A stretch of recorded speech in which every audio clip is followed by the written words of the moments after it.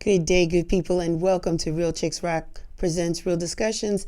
I'm your host, Michelle Dawes Birt, and as always, I'm super excited to be here with you on a Sunday afternoon. It's a little gloomy today, but you know what? Spring is on the cusp. We've had some beautiful days this week and some more beautiful days to come. So I want to jump right into it. I want to welcome all of our listeners and some of the new listeners. Thank you so much for taking some time to lean in with us this afternoon and check us out. Let me tell you a little bit about what Real Chicks is all about. We're all about creatively collaborating and connecting to raise awareness regarding issues that impact women, and we've been doing this for quite some time, and we do it through community service, public speaking, and we've been doing it through this podcast.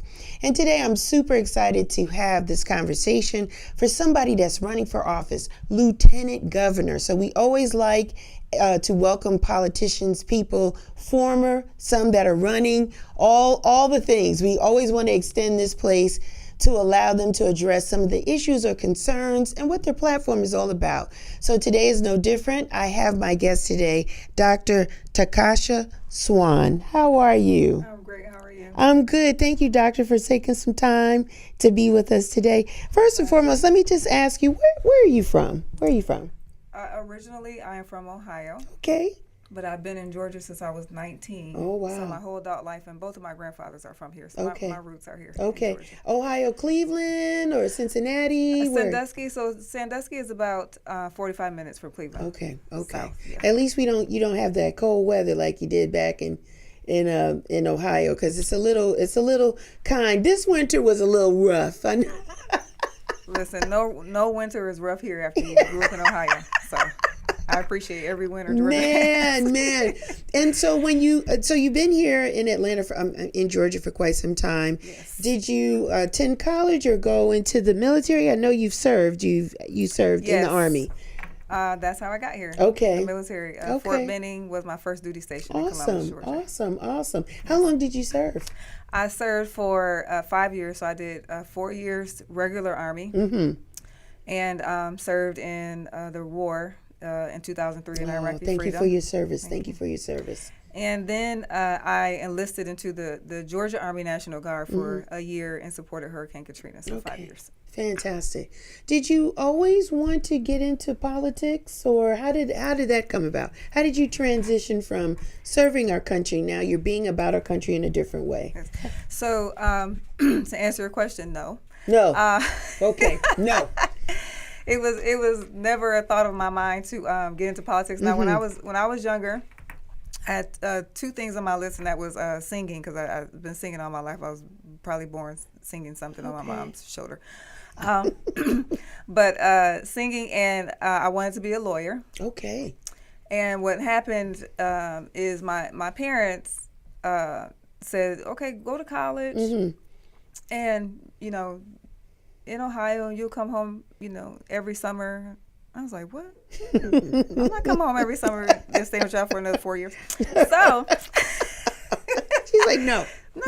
I said, I'm going to go to the military and pay for college myself, and I'm ready to take care of myself. Okay. And so I chose the military to be that vehicle for me to take care of myself. And when I was a teenager, I would, sing the national anthem at, our high school. Beautifully, I'm games sure. And things like that. Thank you. So it was kind of, and my dad, he was in the Air Force, and my grandfather, so it was kind of in my bloodline anyway. And so, that's the route that I took. Okay. Did you went to college? What college did you attend? So I went to the University of Phoenix. Okay. After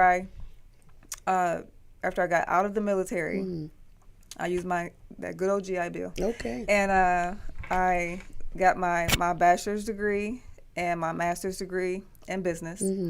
And a couple years ago, after serving the veteran community and military community for a good 25 years, wow, the Global International Alliance, they bestowed upon me an honorary doctorate in humanitarianism. Nice. Congratulations. Yes, thank you. Congratulations. So serving in that capacity for 25 years, did you become more aware of certain issues or things that were coming along or happening?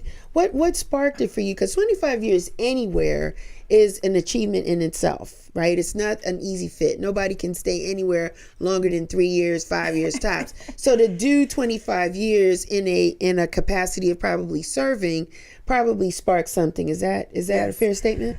Yes. So first of all, this is a calling. The political realm. Okay. It's a calling for me. Okay. So in 2016 is when I had my last baby. I have 3 children. Wow. And after I had her, I opened myself up to God, and I said, okay, it's time for me to do something, because I was home having babies and nursing and all types of stuff like that. So I said, I'm ready to, step out the house again. Okay. And so, once I open myself up, when you open yourself up, then God's always talking, but you don't hear him until you open yourself up. So once I open myself up, the political realm was the calling that I received to run for office. Okay. Now, when I got out of the military, when I went to war, I was like 20 years old, very young. And so you don't understand everything. You're trained to fight. You're trained to operate, during the war. My job was human resources. And so those are the only things that, you have on your mind. You're trained to follow orders. Right. So we don't ask questions or anything like that. So after I got out of the military and I began to establish myself, and I always stayed in the military and veteran community, whether I was volunteering, I'll get to the part where I was later appointed by Governor Kemp to the state board for the Georgia Department of Veteran Services agency here in Georgia for 7 years. But I started doing I was called first to do some research on why was I there?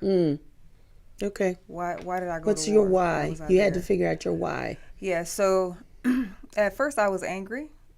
Okay. I found out why I was there, meaning why did we have a war? Now 9/11 happened. Right. And, then we went to war. But I dug deeper, and really I found out through the Bible. The reason for war is always the same thing. It's resources. It is power and control and money. And so, I found those things out when I started reading the Bible and started, God just really had me looking at the Bible, researching scriptures, and eventually I learned that it's about war, it's about, power struggles and things like that. And at first I was angry because I thought about, people that I knew that were gone. Yeah. I also thought about how I was there. Right. In the middle of nowhere. One day I was standing there when we got to Iraq, and I was just looking out. There was nothing but sand, and in my mind I had a thought, and the thought was, no matter how far I walk, I'll never get home. Wow. When I had that thought, I realized that, okay, you can't think like that anymore because you're going to lose it. Yeah. So, wow. It was the Bible that kept me. I read my Bible consistently, and I started a choir when I was over there as well with the Army and the Air Force, who were across the dirt road. And so, God is my foundation. I grew up in a Pentecostal church in Ohio. My grandfather was the pastor and all that good stuff. And so, when I started learning more about war while I was there, first the anger came. We'd start going through cycles, and once I got over that, then I just began to just learn how everything works with the government. Oh, okay. And, eventually that led to God calling me into the political realm. But I had studied and done research for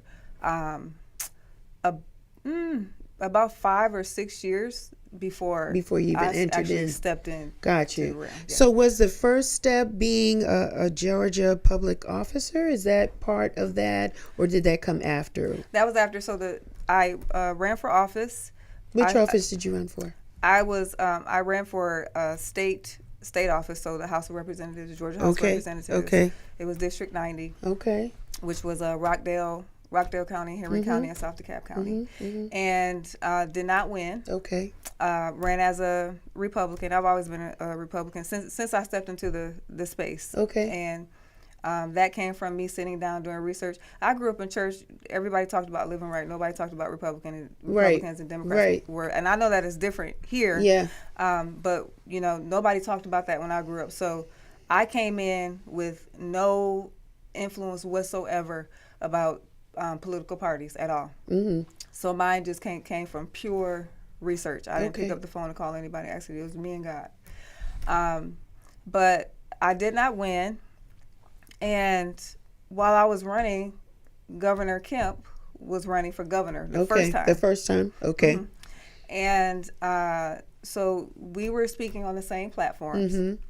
And whenever his campaign did something with veterans, they would always ask me if I would support. Mm-hmm. And I always did. Okay. And so, matter of fact, when he did his first press conference for veterans before he was elected, I was standing right there, with him. Mm-hmm. And so after he won, I did it. A friend of mine sent me a message, and she said, there's a position open on the State Board for Veterans, and I want to submit your information. Okay. Send me your resume. Okay. Next thing you know, and I say God set all that up, because next thing you know, my resume is on his desk. There's a lot of resumes on his desk, but he doesn't know, all these people. But he was able to pick up a resume, and he actually knew exactly who that person was, because I was supporting his campaign mm-hmm. while I was running my own. Mm-hmm. And so, yes, I was appointed in 2019 to the State Board for Veterans for 7 years. Mm-hmm. And I just resigned about a month and a half ago to run for lieutenant governor. I got a lot of questions. I'm going to pull it backwards. So why did you decide to resign? I needed to focus on running for lieutenant governor. Okay. I did not want to resign, but there's a lot to learn in the political world. When you're in the political world, you're already, and that's my I was a state public officer. So because when you're appointed by the governor, mm-hmm. you become a state public officer, the honorable, just as if I was elected. So it was interfering.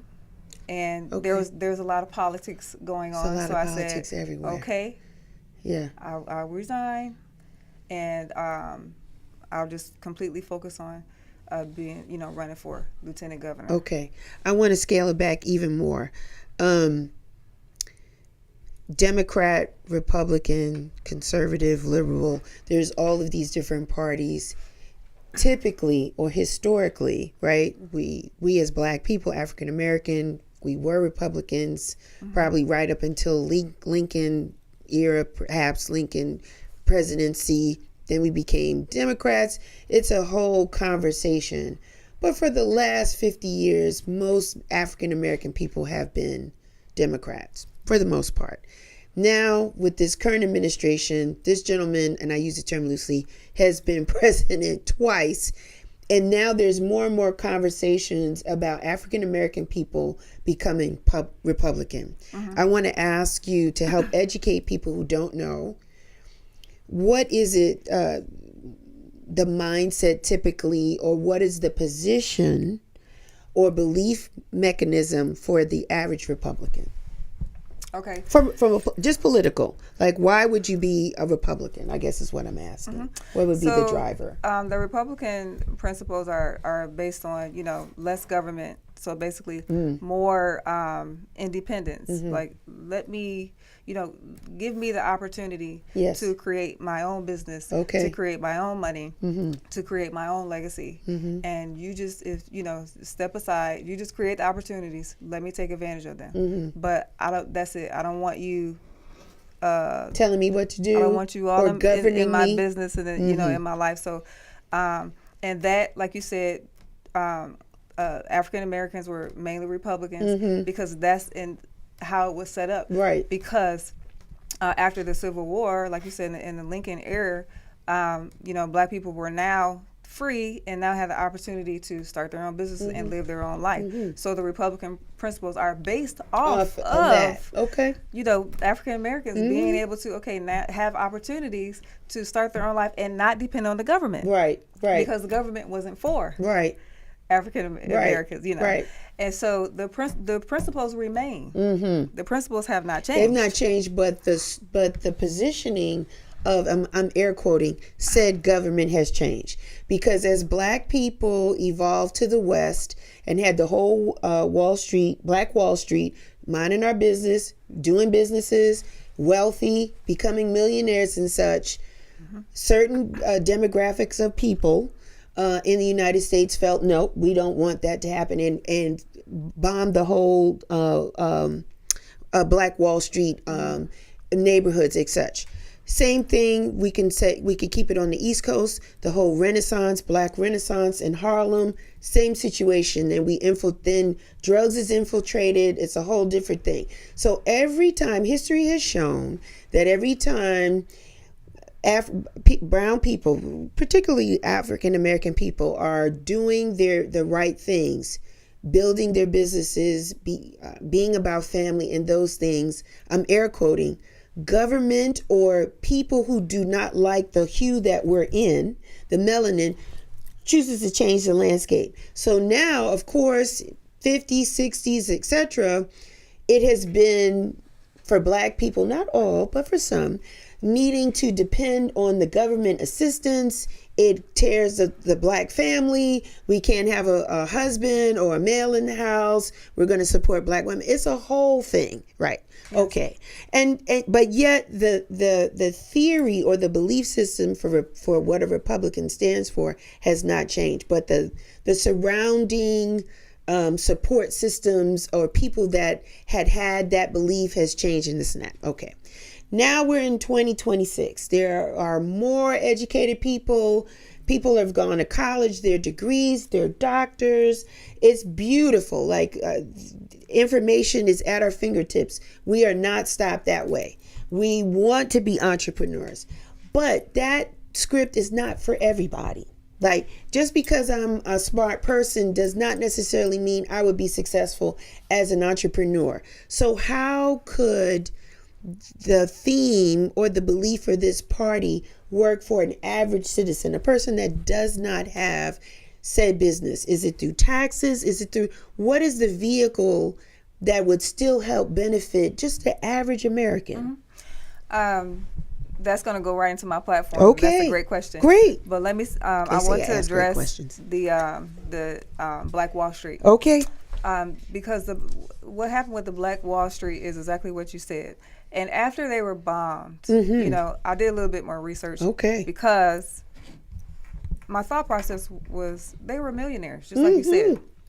And so, as a millionaire, you still a millionaire. Like, things happen. Yeah. But you're still a millionaire. So my thought process was, why didn't they rebuild? So I did some research, and they did. Mm-hmm. They did rebuild. And then the Civil Rights Act came.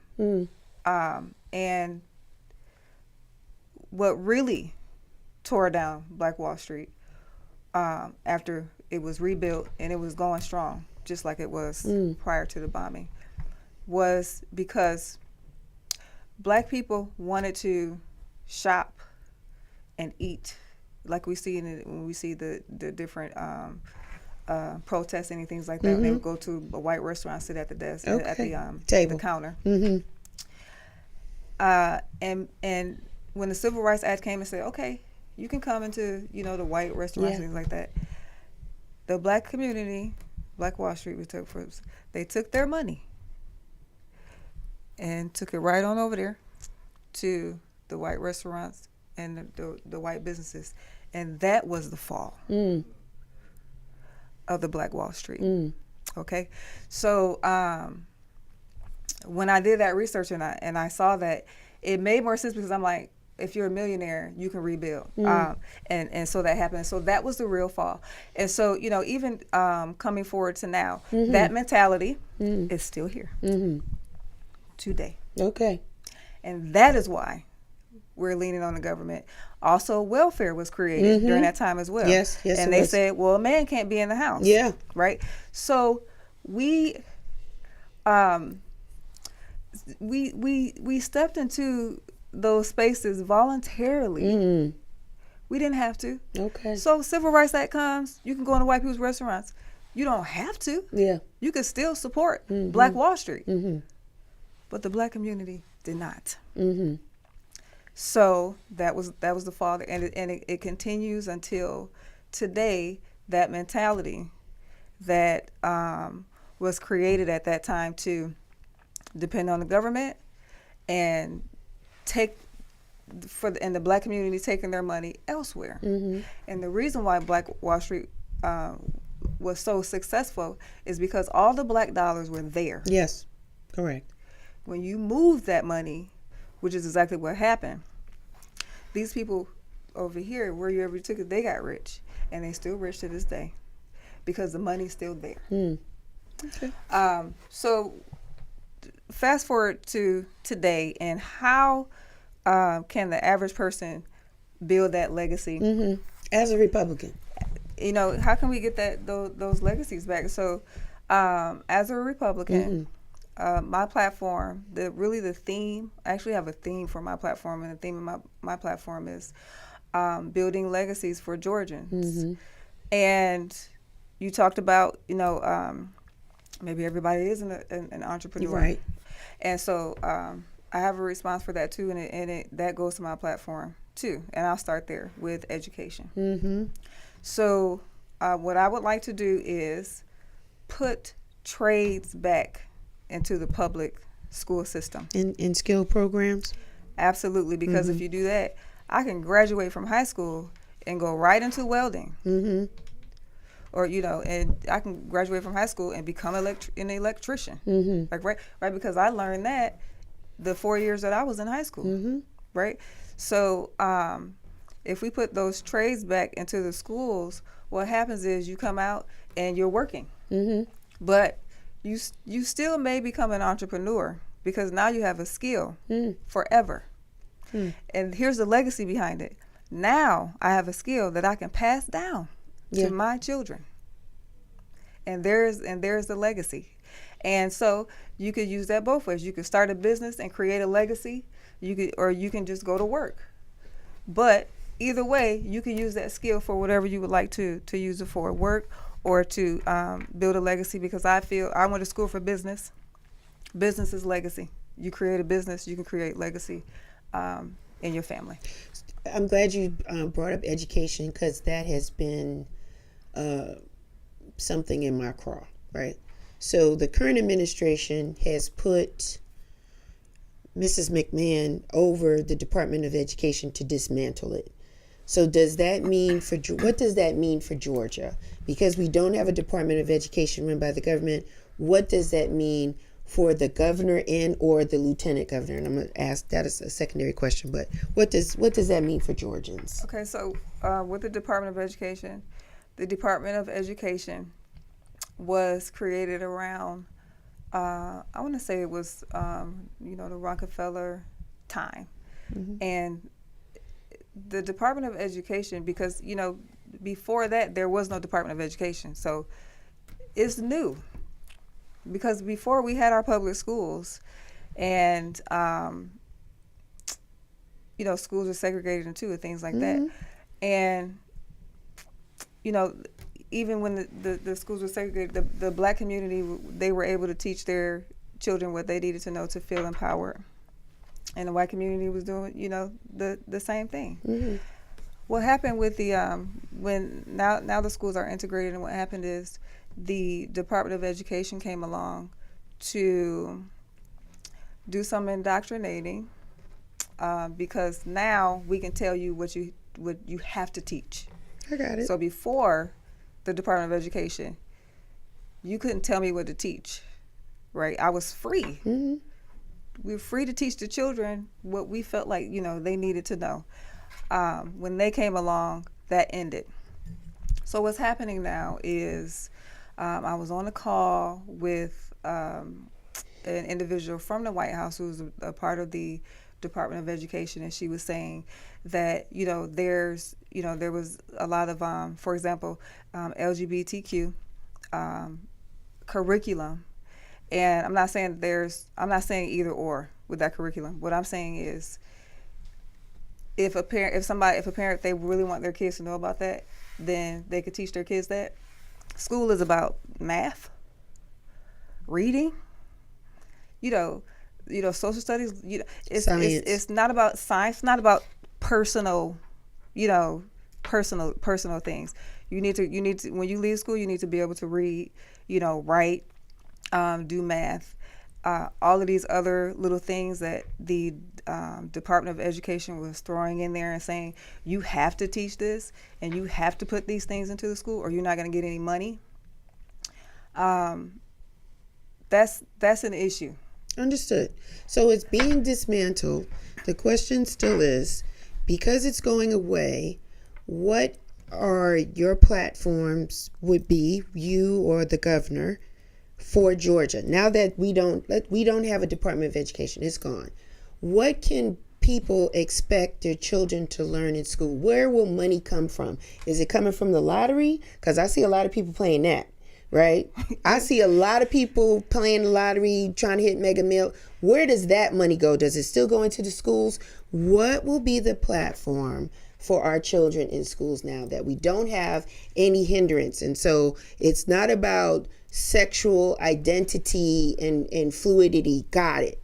What are we going to be teaching our kids? Will teachers get raises because they are with our kids? What's going to happen? That's what we want to know. Yeah, and I think Governor Kemp did a really good job of giving teachers raises. Like, he really did take care of the teachers. They got several raises while he was in, so he did a good job with that. When it comes to education, right now, most students here, they graduate and they're on, I want to say 4th or 5th grade reading level. That needs to change. So we definitely need to focus on, reading, writing, and math, and trades and skills, so that our children can, I still have 2 kids in public school, so that our children can graduate and come out. If you graduate from the 12th grade, you should come out reading on a 12th grade level. You should. We need to focus on that. It's time. You should. It's time it to shouldn't focus be on about those tests. things. Like, we shouldn't be teaching our kids just to pass tests in order to get funding for said school. It should not be that. I find that kids that graduate, first of all, the education system for Georgia has always ranked the lowest for years, which is, to me, is unacceptable. So kids probably need to go to community school or college just to maybe level up their education, because they didn't get it while they was in public school. And everybody doesn't have money for Woodward. Everybody does not have money for private school. We don't have it. And we're talking 2 income family homes that don't have the money for Woodward, because they're asking for money as if it was like college. So it's very expensive to try to put your kid in private, and then It is. so we're chasing a rabbit here. So yeah, our kids can't read. They can buy a house, but they can't read. They can't understand anything in the contract they're signing. That's a problem. That's a problem. Okay, so we agree on that. So there's going to be some kind of change for that. Another fundamental question would be, what is the definition of a lieutenant governor? Yes. The lieutenant governor is the president of the Senate. So, you have the Georgia General Assembly, and you have the House, Yes. and you have the Senate. Okay. So the lieutenant governor is the president of the Senate. The lieutenant governor has a lot of influence on the legislation when it comes to the Senate. The lieutenant governor chooses the chairs for each committee. It's about 24 committees, so they'll choose the chair for all the communities. So the lieutenant governor in Georgia, it's not like that in all states, but here, the lieutenant governor has a lot of influence, a lot of power. Yes. Does the lieutenant governor take directions from the governor, or is it an independent role? Like, is it appointed? We still have to vote? Like, what happened? How do we get into this space? So, yeah, a lot of people ask that question, and it's a good question because the lieutenant governor and the governor, it's not like the president and the vice president, where the president chooses who will run with them. Right. I'm running on my own ticket, Okay. and whoever's running for governor is running on their own ticket. Okay. So we're both elected by the people. So I work for the people, And they work. work for the people. Okay. Okay. But we work together. Working together. We have seen historically for Georgia, Stacey Abrams ran a race twice for governor. Unfortunately, she did not win. The first time she ran was really close. It was. But it was a resounding sound for Georgia to say, I don't think we're ready for a woman in that particular position, and I don't know if we want them that melanated. There was a lot of struggle for Kamala just to be vice president. Hillary Clinton ran. She didn't get nothing. I've heard people, some men say, I don't want a woman in that kind of position. A lot of negative connotation just as a woman running for particular seats, and then if we're flavorful. So I have to ask the question, for you, Dr. Swan, why do you feel you would be a good candidate to be lieutenant governor? First of all, like I mentioned before, it's a calling. When God tells me to do something, and I've been like this since I was a little girl, I'm going to do it. Gotcha. I don't care if right now, which is the case, there has never been a black female in to become a governor or lieutenant governor. As a matter of fact, in Georgia, there has never, ever been a black female even elected in any position as a Republican. Ever. So it's not just that piece.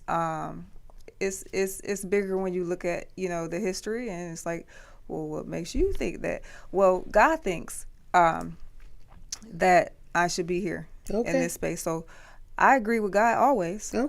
And so, I'm here, and I don't know everything that would happen, right? Like the first time I ran, I was looking at, that race for the state house, and I was appointed.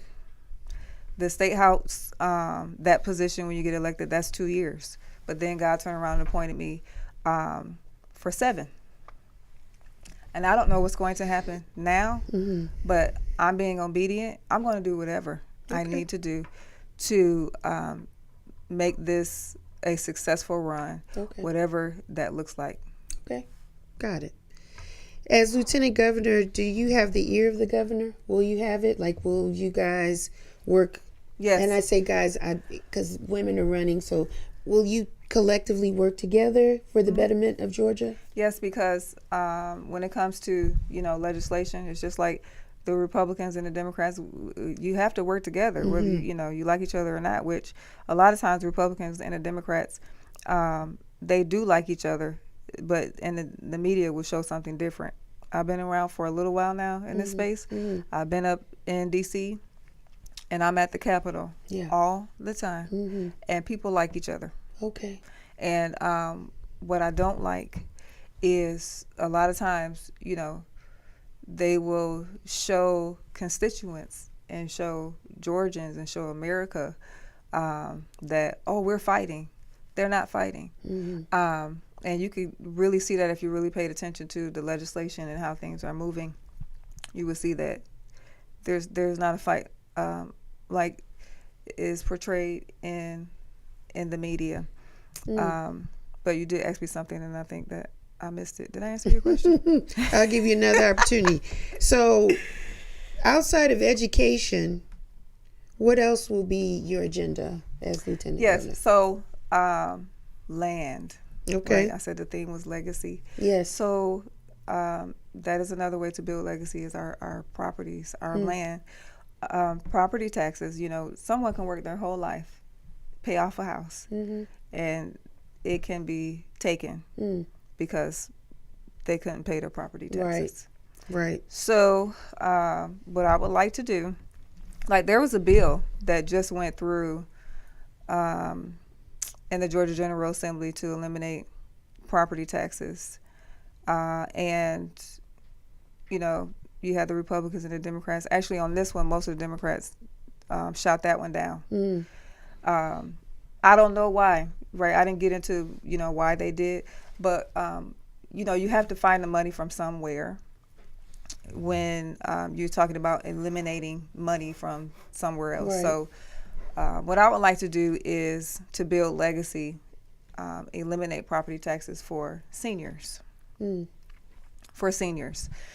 So that seniors can be sure that they will have a legacy in passing their homes and their properties down to their children and their grandchildren. And what's senior? 65 and up? 55? What's the senior age? 55. 55 and up is senior. Are you in there? Yes. Give me them perfect texts. I'm not hearing people, like I said, I've been in this world for 10 years. I don't hear a lot of people focusing on seniors. When I ran the first time, everywhere I went, when I'm talking to different groups of people, it's always seniors. Yeah. There's always seniors in the room. And I've heard people say, oh, it's the young people that you got to get to. No, it's seniors too. No. It's everybody, but seniors. The seniors, and I'll talk about Georgia. Yeah. The seniors is the highest voting group in Georgia. Of course, because we ain't going nowhere. We're living a little longer. Yes. We're working longer. Thanks to the internet and just, as you say, legacy, right? We have decided to break some of the generational cycles, right? So we don't behave like our parents did. We don't look like them. We don't move like them. We out here doing the steps. We out here. So we want to live. We want to have a quality of life, right? That's important. And based on our struggles, we understand what we came through, and we don't want that for our children. That's right. So we want to leave something for our kids, and we want to make sure that we have our will, our estate planning. Like, we're talking different. Yes. We don't want people to do a fish fry to bury us. We don't want to GoFundMe. Amen. We got insurance policies. We're doing most of us are doing the right thing. We got the 401 with the company. We're trying to do the right thing.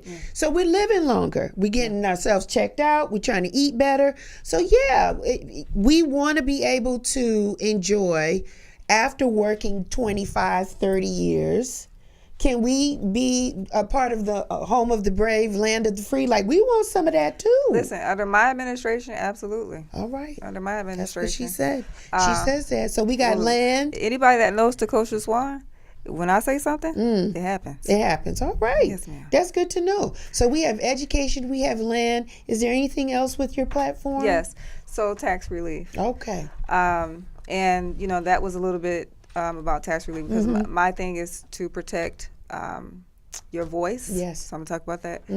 To protect your family and to protect your money. So I'll talk a little bit more about tax relief. I'll talk about protecting your voice. So tax relief. Another little thing that I like to look at is I always like to look at things like, what can I do that you feel the impact now, right? Because legislation can take some time. Yes. So at the gas pump, that's something that you can take the taxes off gas. And I watched Governor Kemp do it a lot during COVID, and when there was inflation, he would just suspend the gas tax. Yeah, we need that. We need that. I'm talking about family, so I was looking at taking tax off of certain items in the grocery store. Yes. People talked about eggs, the price of eggs. I never seen anybody at least take the tax. Take the tax off eggs at least. Well, there was a tariff tax too. There was tariffs. I mean, it's a lot of different things that are going on now. So yeah. Those are things that you could take taxes off of certain things, immediately, and you'll feel that impact immediately when you go to the grocery store and when you go to the gas pump. So when it comes to protecting your voice, of course, at the ballots, here in Georgia is a whole big thing about, voting. Yes. The voting machines, poll watchers. Yes. Is everybody doing the right thing? Yes. So that's a big thing. So, checks and balances. We need more checks and balances when it comes to that space. So one of the things that I was thinking of, and this is really the first time that I'm sharing this about the checks and balances for voting. So you have people coming in to the door, and I feel like, okay, when you come in to the door, we should be like clocking, so that we can say, okay, this many people came in here today.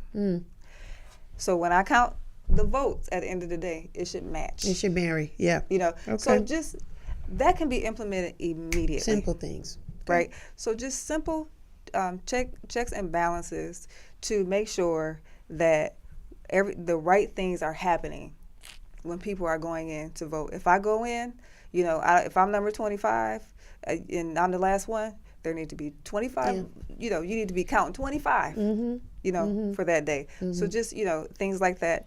Also, I plan to create citizen councils, and I'm talking about your voice. So a lot of once people get elected, you elect them, you don't see them anymore. Nope, not till it's re-election. They don't call you and ask you, oh, hey, this is getting ready to happen. What do you think about it? Nobody's asking anybody. So I want to create citizen councils for the different counties in Georgia and have citizens on a council, and when something's going on, we send this to them, and they're helping us to make decisions before we go and vote for it. Got a lot of counties in Georgia. What is it, like 214? 159. 159?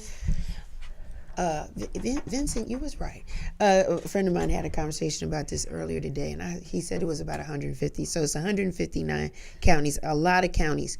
There's Georgia, and there's Atlanta. I'm a little biased because I move and do all of my stuff in the city of Atlanta. So as a lieutenant governor, will you have different focuses based on the counties? Like, how will that work? Or is it one blanket for everybody? Well, when it comes to like the legislation, whatever we're, looking at in reference to legislation, I just want to make sure that everybody has a voice in that. So I'm not, just like I say, okay, this is my platform. These are things that I want to do. I'm looking at everybody the same when it comes to having a voice in legislation. Things are different as far as, money over here and, different class, like middle class or stuff and things like that. Right. And so if you're looking at something like that, then, I understand. But just like overall, just looking at, a law or legislation, my goal in the beginning is just to get people used to having a voice, that, hey, somebody's actually asking you. Yeah. You actually know about legislation that's coming before it's passed. Like, you didn't find out on the news after everything is already done. Right. You know what I'm saying? Right. So that's really important to me because I've watched that over the years. And most people, nobody knows what's being passed up there. Nobody knows what's going on. It could be years later where you happen to do something and then you found out, oh, this is a law now. Like, I want the Georgia community to be more educated. I want you to know why something is going on. I want you to know why there's a stop sign right there. Right? That's local legislation. I want you to know why there's a stoplight right there. I want you to know why this road has not been fixed yet. I want you to know. You should know. Okay. And so how do you propose of getting the word out? Right? Because I see your website. It's nice. The president today, the first night he was officially president, he was signing bills and tweeted it. So what is your mechanism in getting the word out so that Georgians will know what's going on? Yeah, I would be using every form of communication there is. Okay. So that's a great segue. So because you're running for lieutenant governor, are you using those platforms today to get your position out, your platform out? Like, are people aware that you are running? And my team had to push me out there because I'm not a social media person. I don't see it. Well, social media is the way. I'm not a social media person, but I'm on social media now. Social media is the way. It's one of the ways, right? Word of mouth is still number one. It's good. People read emails. Then there's the phone mail text blasting. But I'm on everything. Like, if you go on my website, it has, if you go on my website, it has a little logo. So you can click Facebook, it'll take you to my Facebook. You can click X, it'll take you to. So I got all my stuff out there. And I'm making sure that I do more. I think I do the most is happening on Facebook. And then second to Facebook is Instagram. And then I do a lot on LinkedIn too. And a lot of people don't know about, LinkedIn. I'm on there. But I do a lot on LinkedIn too. And I want people to know more about what's going on, and I understand that some people they just don't want to know. Right now, that was a hard slap in the face when I first got into the political realm, because I'm like, oh, I have all these ideas you could do, and guess what? I don't even have to be in office. You could do this right here, and people would say, I don't want to. And I was in South DeKalb, and I'm telling people, hey, you could do this. They're like, we're good.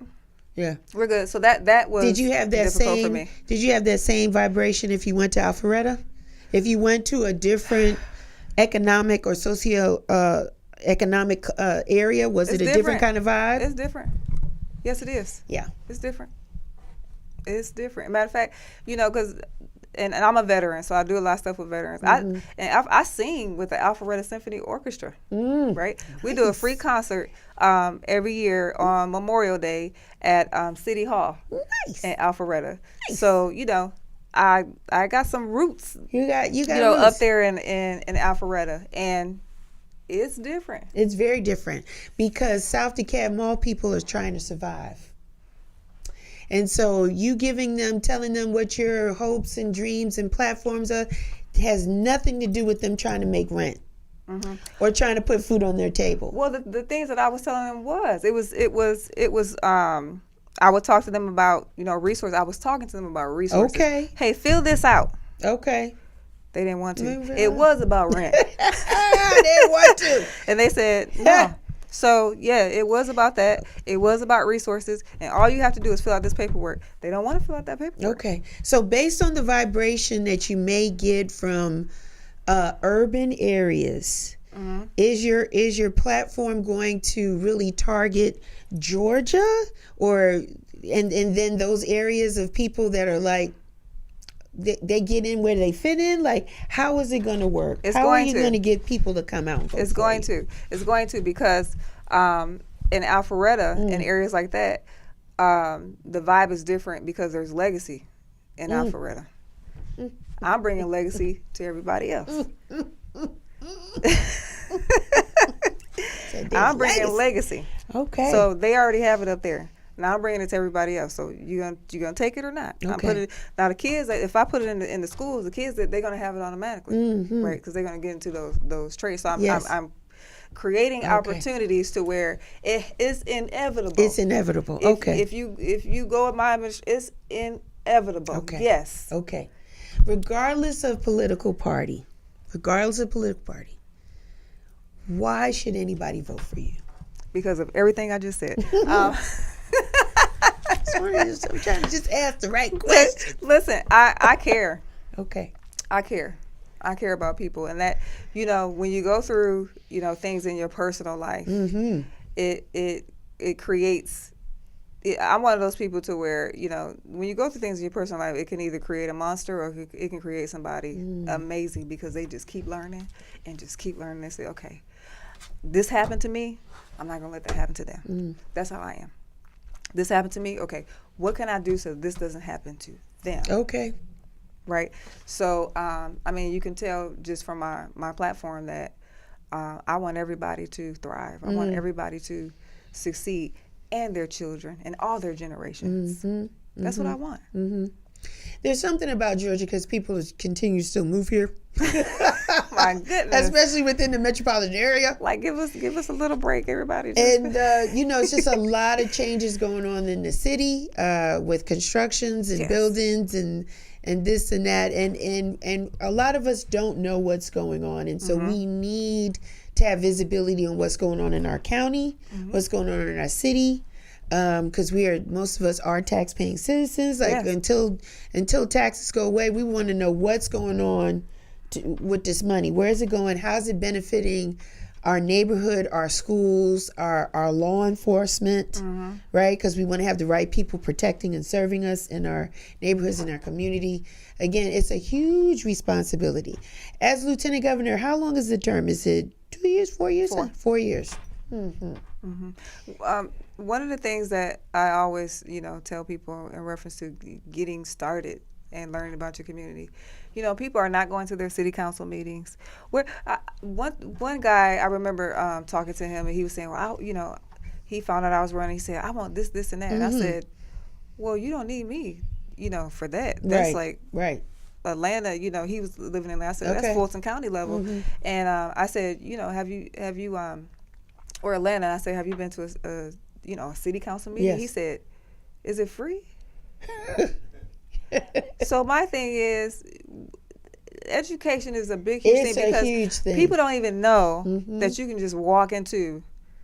These people don't know that, and I'm not I don't call myself a politician. I call myself a public servant. Okay. And there is a difference. And so people don't know that we work for you. Yeah.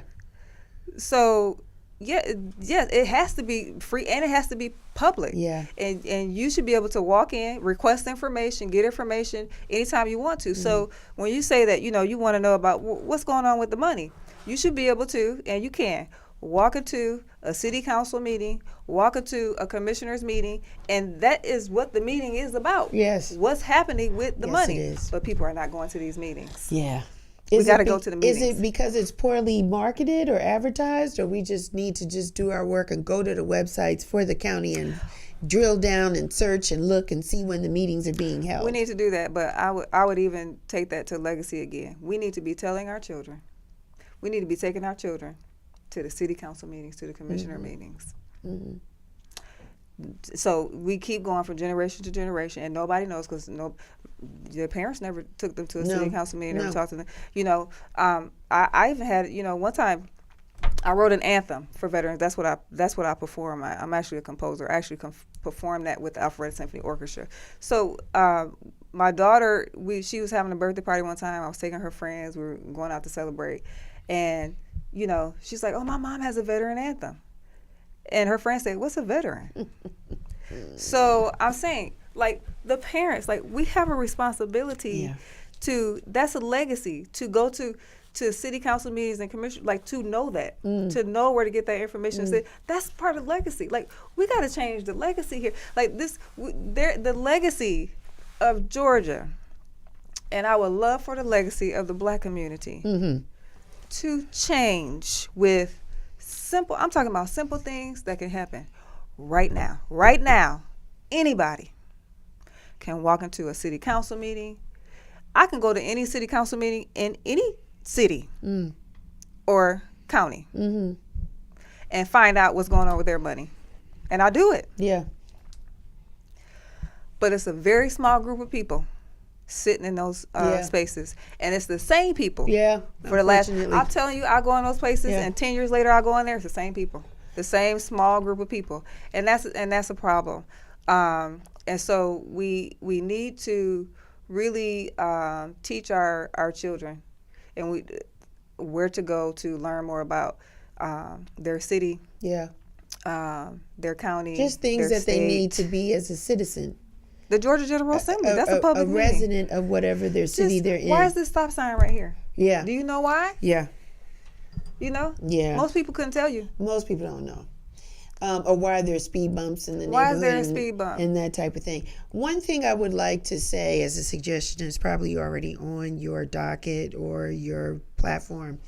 One thing that we need to teach in all schools is wealth management. You talk about legacy. We don't know how to handle money. And that's regardless of what your hue is or your background is. I think that people think that money grows on trees, or they can go fish for it. I don't know. But we don't do a good job in money management, how to make our money work for us, whether you're an entrepreneur or you work for somebody else. We need that teaching because it's different. We have this wonderful source called the internet. The stock market is booming. People don't know what a stock is. That needs to be fundamental teaching. The understanding of contracts. I think procurement is important, whether that is for commercial or your own personal residence. What does that mean? There's things that we are engaged in that we really don't understand how we got here, what to do with it, how to pass that on. So again, just teaching that. If you're going to teach, trading, a trade and a skill, I think that's excellent because we need that, but we also need to know how to handle money. Amen. And that will fall under, skills, trades and skills. Okay. Knowing how to handle money is a skill. It's a skill. Okay. And wealth management is a part of Call my it administration. That. Let's do it. Business management too, because people don't know nothing about that either. That's what my degrees are in. So, I would like to see that because when our parents went to school, there was secretarial schools, there was stuff to be like a paralegal, like it kind of went with the times. Right. Well, most people don't want to work for corporate America. That's right.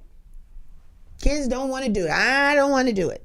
So what is it that they want to do? We got to meet them where they are. Is it audio visual? Is it what is it that we can be teaching them in school? And I'm talking more so in the high school years. So, because again, we should be able to leave high school and be ready for the world. We should not have to go to college to feel properly equipped. That's just my opinion. No, I agree. I give you 12 years and I still don't know what to do when I graduate. Well, then the degree didn't really mean anything. That's a problem. Okay. We on the same page. That's a problem. We're on the same page. Yes. Okay. So how can the people support you? How can they find you? Yes. Okay. So again, my name is Dr. Takosha Swan. So Swan like the bird. So you can't forget me because my last name is, and it's one N. So I'm a real swan. You don't try to put another N on there. I'm a real swan. It's Swan like the bird. But my website is Takosha 4 Georgia.com. And you can find me by my name on any of the social media handles, Facebook, Instagram, X. Come visit me on social media. Give me a like. I just popped on there a few months ago. So give me some likes on there and share and let people know about my platform. If you want me to come out and speak to your group, I am happy to do so. Nice. I don't care if you're Republican, Democrat, Independent, Liberal, whatever. Invite me out. I'm coming. Okay. Yes. Thank you. Absolutely. It's my pleasure. This was very good. Thank you so much for your time. All the best to you. Thank you. All the best to you. I hope that by you being here, you educated the masses to understand what it is to be a Republican running, but really the definition of what it is. And maybe we can remove some of the prejudices and the biases that we might have been instructed or exposed to before to come to the polls with a clear mind. Well, I would say that the biases and things like that is the evidence is there when it comes to Georgia, because to look at the lawmakers in Georgia and to have every black lawmaker in Georgia to be a Democrat and to have zero black lawmakers on the Republican side to represent every community should be represented on both sides. Yes. And on the Republican side in Georgia, the black community is not being represented because we are not pulling the Republican ticket in the primary. So a lot of people don't know how it works, but in the primaries, which is May 19th, in order for me to move on to November election, you have to pull a Republican ticket and vote for me. Okay. Now, maybe you don't like some of the Republicans on there. I'm not asking you to vote for them. I'm asking you to vote for me on the ticket. Let's be clear. Okay. But you have to pull a Republican ticket, and I realize that is why there aren't any black lawmakers, because we are not educating our community on both sides, that you need representation on both sides, and that, in Georgia it's an open primary. And what that means is in some states it's a closed primary. So if you say that you're a Republican or you say that you're a Democrat, when you go to vote in the primary, you have to pick up that ticket. Right. In Georgia, it is not so. It's an open primary. So it does not matter if you are a Republican or a Democrat. You can be a Democrat and you can go in and say, but you know what? I want to vote for Takosha Swan. So I'm going to go in this time, and I'm going to pull the Republican ticket so I can vote for her. It doesn't mean I'm a Republican now. That's not what that means. It just means that you pull that ticket because there was a Republican, or there were some Republicans that you would wanted to vote for this time. Yeah. When you go and vote for the primary in the next election, if you say, okay, now I want to, just vote for, Democrats. So you can do that. Yeah. In November, of course, you have both sides on that. But I just want people to know that it's the people who vote in the primary, May 19th, early voting, April 27th. They choose for you who you vote for in November. So the people that vote in the primary say who is going to be on the ballot in November. So empower yourself and walk into the primary. Early voting April 27th, and the main voting day is May 19th. And I'm going to tell you for at least just one time, listen, at least just this once, pull a Republican ticket. Let me represent you. I will do a good job.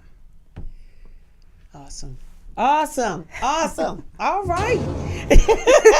Shots fired. Well, all right. Well, that's my time. Tell the people once more where they can find you and how they can support you. Okay. So again, it's Takosha, TAKOSHA,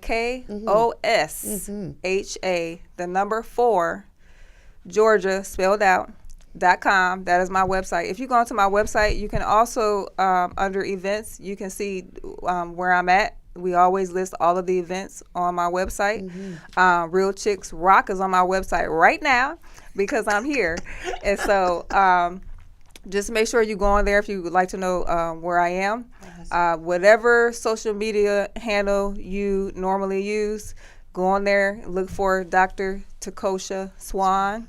I'm the only one. There isn't another Dr. Takosha Swan nowhere in the world. So I will pop up again. Follow me. You can leave me comments. You can ask me questions, whatever you would like to do. And I'm happy to connect with you and talk to you soon. I'll be at, in a couple weeks, I'll be at the Boys and Girls Club of Athens. Nice. To just talk to the kids about pursuing that Georgia dream. Nice. There she is. Legacy, access, opportunity. Awesome. That's right. I'm the access for Georgians. I'm access. You are. Look, just like your website, too. Impressive. Very pretty. Very nice. Thank you. Smart and intelligent. We like that. Well, that's our time. We want to wish you all the best in the primaries. Thank you. All the best. You're going to get them votes. They voting. Vote. They gonna vote for you because you're about something. You standing and believing on things, and that's what the people need. We need that. We need that proper representation. Yes. So we're gonna wish you all the best, send you all the positive energy and prayers that your way, so to go well for you. Thank you so much for your time. Thank you. That's my time, people. You know me, Real Chicks Rock. I'm everywhere. I'm on Instagram. I'm on Facebook. Go to realchicksrock.com and check out the website. Go to YouTube. Go to Real Chicks Rock, the YouTube channel. Subscribe. Hit the little notification bell so you never miss another episode. Before I get out of here, I want to leave you with this. May you live to be 100, and I live to be 100 minus a day, so that I would never know that beautiful people like you have passed away. Until next time, be well, take care, and continue to rock on. Thank you for checking out Real Chicks Rock Presents Real Discussions. Be sure to subscribe so you don't miss our next show.